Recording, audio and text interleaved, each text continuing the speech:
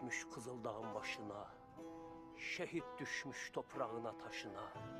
Bakmadılar akan gözün yaşına, avlayıp gittiler Türkmen dağını. 45 dağında düşmanlar dolaşır, dolaşır da Türkmenlere dalaşır. Ana, bacı, şehidini ağlaşır. Dağlayıp gittiler Türkmen dağını. Vurdular, sürdüler bizi obadan. Güç versin bizlere ulu yaradan. Ölsek bile vazgeçmeyiz buradan. Dağıtıp gittiler Türkmen dağını. Alparslan, Süleyman Şah torunları, analar aslan doğurmuş bunları.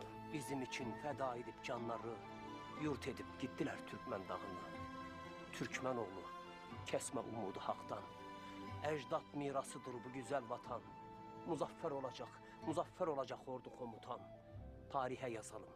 Tarihe yazalım Türkmen dağını. Eyvallah.